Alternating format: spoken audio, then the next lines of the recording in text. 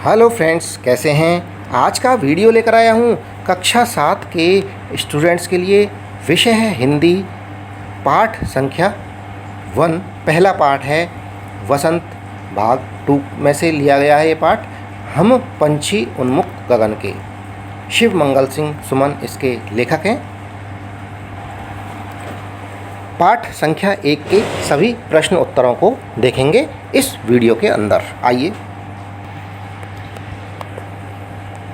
कविता से। पहला प्रश्न है, हर प्रकार की सुख सुविधाएं पाकर भी पक्षी पिंजरे में बंद क्यों नहीं रहना चाहते।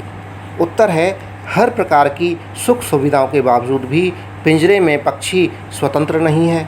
वह स्वतंत्र रहकर अपनी इच्छा के अनुसार खुले नीले आसमान में ऊंची उड़ान भरना, बहता जल पीना, कड़वी निबोरियाँ खाना, पेड़ों की फुनगी पर बैठना और पंखों के सहारे झूलना ज़्यादा पसंद करता है।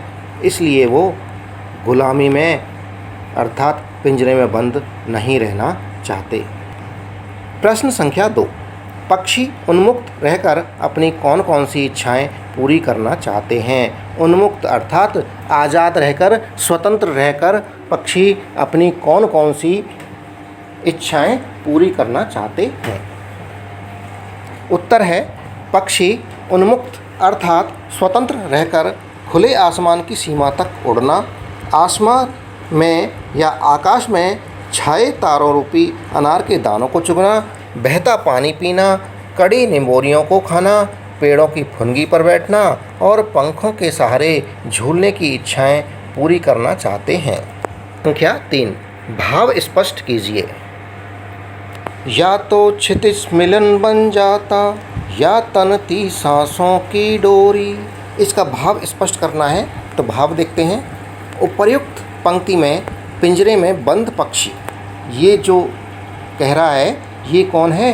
पिंजरे का बंद पक्षी जो पिंजरे में कैद है वो अपनी भावनाएं व्यक्त कर रहा है। मानव से कह रहा है, मनुष्य से कह रहा है कि यदि वह स्वतंत्र होता तो क्षितिज जहाँ पृथ्वी और आकाश मिलते हैं वो पाने के लिए उसके पंखों से इतना उड़ता कि या तो वह क्षितिज को पा जाता या फिर अपने प्राणों का अंत कर लेता अर्थात मर जाता। कविता से आगे के प्रश्न हैं जिन्हें हमें अनुमान लगाकर अपनी नॉलेज, अपने अनुभव के आधार पर इनके उत्तर देने हैं। तो पहला प्रश्न है, बहुत से लोग पक्षी पालते हैं। इसमें क और ख 2 प्रश्न हैं। पक्षियों को पालना उचित है अथवा नहीं, अपने विचार लिखने हैं। तो इसको अपने अनुभव के आधार पर लिखना है। और ख है, क्या आपने या आपकी जानकारी में किसी ने कोई पक्षी पाला है? अगर पाला है तो उसकी देखरेख किस प्रकार की जाती होगी, लिखिए। तो सबसे पहले कह देखते हैं, पक्षियों को पालना उचित है अथवा नहीं, अपने विचार लिखिए। तो यहाँ अपने विचारों को देखते हैं। उत्तर क, बहुत से लोग पक्षियों को अपने शौक़ के लिए पालते हैं, परंतु पक्षियों को पालकर उन्हें पिंजरे में बंद करना अर्थात उनकी स्वतंत्रता को छीनना बिल्कुल भी उचित नहीं है, क्योंकि वो स्वच्छंद प्राणी हैं। अपने पंखों को फैलाकर अपनी मनमर्जी से खुले आसमान में कहीं भी उड़ना, कहीं से भी बहता पानी पी लेना, पेड़ों से फल फूल खा लेना चाहते हैं। ये हो गया क का उत्तर। ख है, क्या आपने या आपकी जानकारी में किसी ने कोई पक्षी पाला है? अगर पाला है तो उसकी देखरेख किस प्रकार की जाती होगी, लिखिए। उत्तर है ख का, मेरे एक मित्र ने भी अपने यहाँ एक तोता पाल रखा था। जब मैं वहाँ जाता तो वह राम राम बोलता था। उसके लिए पिंजरे में एक कटोरी में पीने का पानी व दूसरी में खाने के लिए हरी मिर्च और मौसम के अनुसार फल रखे होते थे। कभी सेब रखा होता था, कभी नाशपाती रखी होती थी, कभी केला रखा होता था। जब भी उसे बाहर की ओर ले जाया जाता, जब उसके पिंजरे को बगीचे में या गार्डन में या खुले में कहीं ले जाया जाता, तब वह बहुत खुश हो जाता। प्रकृति को देखकर, स्वच्छंदता, पक्षियों को उड़ते देखकर और अपने पंखों को फड़फड़ाकर उड़ने की कोशिश करता। लेकिन पिंजरे में बंद होने के कारण वह उड़ नहीं पाता। पिंजरे में बंद था, कैद था, इसलिए वो उड़ नहीं पाता। ये यदि तोता पाला है तो इसका ये अनुभव है। प्रश्न संख्या 2, पक्षियों को पिंजरे में बंद करने से केवल उनकी आज़ादी का हनन ही नहीं होता अपितु पर्यावरण भी प्रभावित होता है। इस विषय पर 10 पंक्तियों में अपने विचार लिखिए। उत्तर है, यह बात बिल्कुल सही है कि पंछियों को पिंजरे में बंद करने से उनकी आज़ादी का हनन तो होता ही है, क्योंकि पिंजरे में बंद होकर वे उड़ नहीं पाते हैं।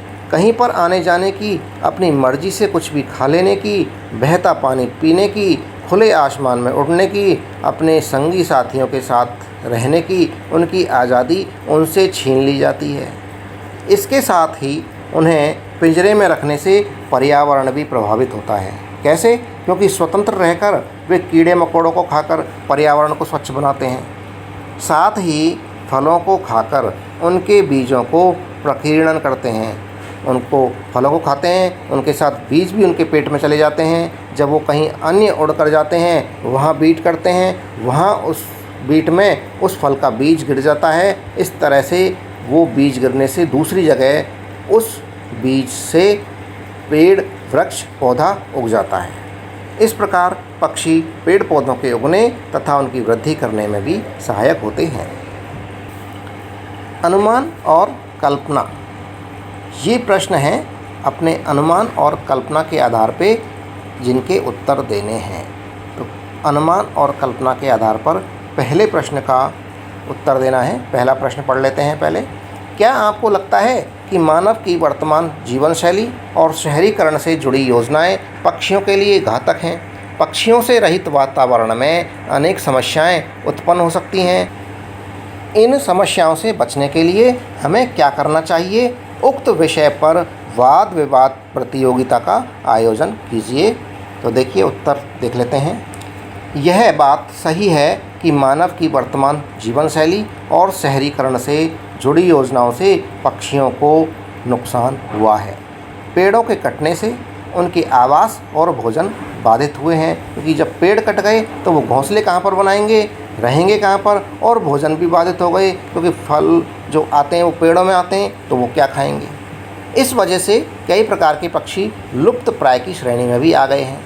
पक्षियों से रहित वातावरण में अनेक प्रकार की समस्याएं उत्पन्न हो सकती हैं। इन समस्याओं से बचने के लिए हमें अधिक से अधिक वृक्ष लगाने चाहिए, वनों की रक्षा करनी चाहिए तथा प्रदूषण से पर्यावरण को बचाना चाहिए। पक्षियों के लिए पानी के लिए परिंदे लगाने चाहिए। उक्त विषय पर वाद विवाद प्रतियोगिता में इन बिंदुओं को रखा जा सकता है।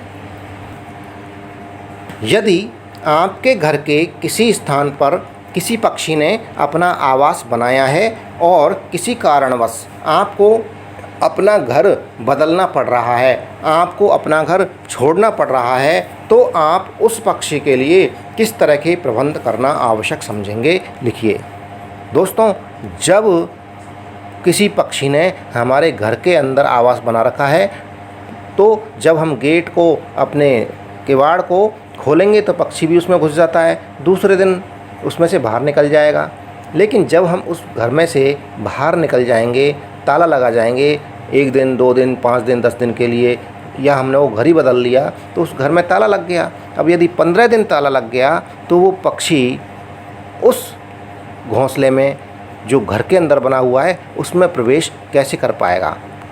तो ये यदि ऐसी सिचुएशन, ऐसी अवस्था आ जाए कि हमें घर बदलना है, तो हमें उस पक्षी के लिए किस तरह का प्रबंध करना पड़ेगा, आइए देखते हैं। हमारे घर के किसी स्थान पर किसी पक्षी ने यदि अपना आवास बना रखा है, यदि अपना घोंसला बना रखा है और किसी कारणवश हमें अपना घर बदलना पड़ रहा है, तो हम उसका आवास अर्थात घोंसला घर के अंदर से बाहर निकालकर किसी ऊंचे और छायादार स्थान पर रखेंगे, जहां वह आसानी से आ जा सके तथा किसी जानवर से उसे खतरा भी नहीं हो और अपना जीवन स्वतंत्रता से, स्वच्छंदता से जी सके। भाषा की बात। पहला प्रश्न है, स्वर्ण श्रृंखला और लाल किरणसी में रेखांकित शब्द गुणवाचक विशेषण है। रेखांकित शब्द कौन से हैं? स्वर्ण, स्वर्ण इसका गुण हो गया कि सोना, और लाल किरण सी में लाल, लाल हो गया इसका गुणवाचक विशेषण। कविता से ढूंढकर इस प्रकार के 3 और उदाहरण लिखिए। तो 3 उदाहरण हैं कटुक निमोरी, कटुक निमोरी में कड़वी, कड़वा इसका गुणवाचक हो गया, कनक तीलियाँ दूसरा है, तीसरा है तारक अनार। प्रश्न संख्या 2, भूखे प्यासे में द्वंद्व समास है। इन दोनों शब्दों के बीच लगे चिन्ह को सामासिक चिन्ह कहते हैं। जो माइनस का चिन्ह होता है, ऋण का चिन्ह, इसे कहते हैं सामासिक चिन्ह। इस चिन्ह से और का संकेत मिलता है, जैसे भूखे प्यासे, भूखे और प्यासे के बीच में ये चिन्ह लगा हुआ है सामासिक चिन्ह, और इसका अर्थ है, अगर इसको देखें तो भूखे और प्यासे। इस प्रकार के 10 अन्य उदाहरण खोजकर लिखिए। उत्तर है 10 अन्य उदाहरण निम्न हैं। पहला है नर नारायण, इसको लिखेंगे नर और नारायण। दूसरा है रात दिन, इसको रात और दिन भी लिख सकते हैं। तीसरा माता पिता, इसका अर्थ है माता और पिता। चौथा है हानि लाभ, इसको लिख सकते हैं हानि और लाभ। पांचवा दया धर्म, इसको लिख सकते हैं दया और धर्म। छठा पाप पुण्य, इसको लिख सकते हैं पाप और पुण्य। सातवां भूखा प्यासा, इसको लिख सकते हैं भूखा और प्यासा। आठवां जीवन मरण, इसको लिख सकते हैं जीवन और मरण। नौवां गरीब अमीर, ये हो जाएगा गरीब और अमीर। 10वां है दिन और रात, इसको लिख सकते हैं दिन और रात। दोस्तों, इसी के साथ में ये वीडियो समाप्त हुआ। जो चैनल पर नए हैं वो चैनल को सब्सक्राइब ज़रूर कर लें। वीडियो पसंद आ रहा है वीडियो को लाइक करें। धन्यवाद, थैंक यू।